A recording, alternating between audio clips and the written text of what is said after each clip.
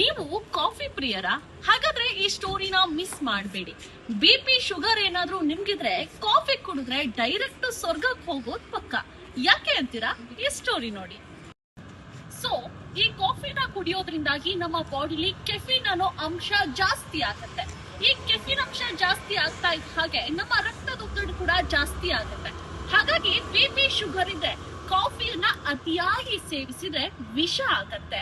So ಕಾಫಿಯನ್ನ 3 ರಿಂದ 5 ಬಾರಿ ಇಲ್ಲ 5 ರಿಂದ 8 ಬಾರಿ ಸೇವಿಸೋ ಮುನ್ನ ನಾವು ಸ್ವಲ್ಪ ಜಾಗೃತಿಯಾಗಿರ್ಬೇಕು. ಇತ್ತೀಚಿನ ಜನರೇಷನ್ ಅಲ್ಲಿ ಸ್ವಲ್ಪ ತಲೆನೋವು ಬಂದ್ರೂ ಕೂಡ ಕಾಫಿ ಕುಡಿಯೋದು ಕಾಮನ್ ಆಗ್ಬಿಟ್ಟಿದೆ.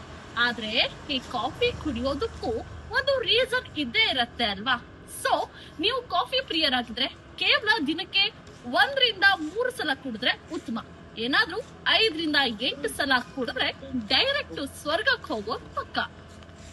ರೀತಿಯಾಗಿ ಹೆಲ್ತ್ ರಿಲೇಟೆಡ್ ಒಂದಷ್ಟು ವಿಡಿಯೋಗಳು, ನಮ್ಮ ಬಾಡಿಗೆ ಏನೇನು ಓಕೆ ಆಗತ್ತೆ, ಏನೇನು ಒಳ್ಳೇದಿದೆ, ಏನೇನು ಕೆಟ್ಟದಿದೆ, ಹೀಗೆ ಹಲವಾರು ವಿಚಾರಗಳನ್ನ ನಾನು ಇನ್ನೂ ಕೂಡ ತಿಳಿಸ್ಕೊಡ್ತೀನಿ.